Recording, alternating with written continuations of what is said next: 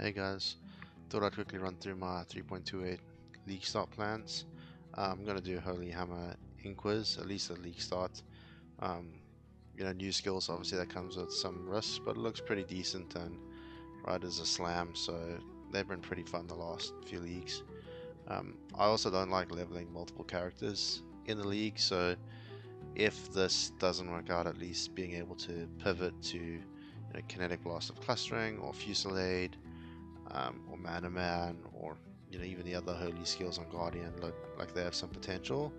It's just kind of like some decent options out there. There also didn't really seem to be a clear meta build that I really wanted to play this league, because that's normally at least like a decent place to start, and can scale. So yeah, thought I'd run through kind of like the things that I normally wanted my league starters, and hopefully Holy Hammers can deliver. Still waiting for PoE to be updated so that we can put together a Holy Hammers guide or yoink someone else's and give them credit. So I'll update that later.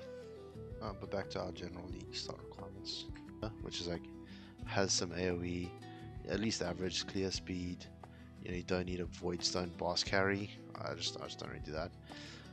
Hopefully you can scale in the build you chose, or at least can kind of pivot into something else, right? And one button for sure.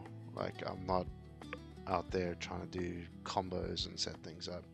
And then just some personal preferences for me, like no minions, totems, mines, traps, RF, just not really my vibe when it comes to league starter.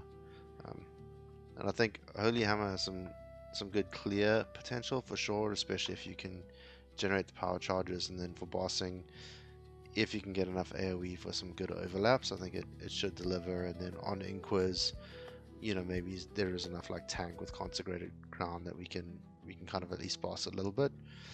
I do also like to do Ubers on my build. I never farm them continuously, but just being able to do them kind of like as fun little gambers, if you get the T17 fragments, kind of just makes it a little bit better for me. We'll get to see how some of the exceptional and or greater gems kind of impact the meta later on. Saw at least some reveals for Vol Sacrifice and Void Shockwave that look pretty interesting. Like if you're a ward or MOM for the Sacrifice, or if you're as an old Cyclone player, honestly just having anything that makes Cyclone better is pretty good. So almost tempted to start that, but yeah, not that sold on it. And my understanding is that these will be tied generally to like specific bosses in the Atlas, so also maybe give some underperforming bosses a reason to be farmed, and maybe some like niche farming categories for people to farm early on, which would be pretty cool. And then my first weekend goal is just to get through complete the Atlas and get all my Void Stones by the end of the first weekend.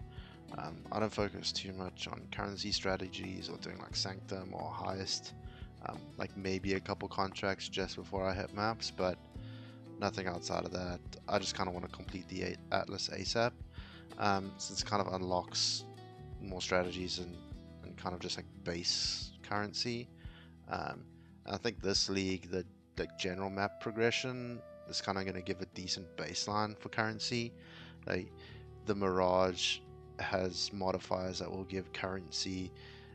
The Atlas gets extra points now, and I'm not sure what they're doing to replace Kirak, but maybe more juice there. Having Atlas completion will give you quality instead of using chisels. The Void Stones have mods on them. Astrolobes also have mods, and then juice those specific encounters.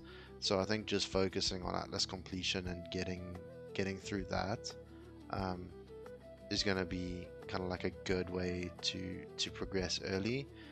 There are some league mechanics that might still be useful doing early, like Breach. Depending on how good the tree still is, there's still like some potential to do like movement speed boots, 6 links, and other basic stuff that might still be worth a little bit early.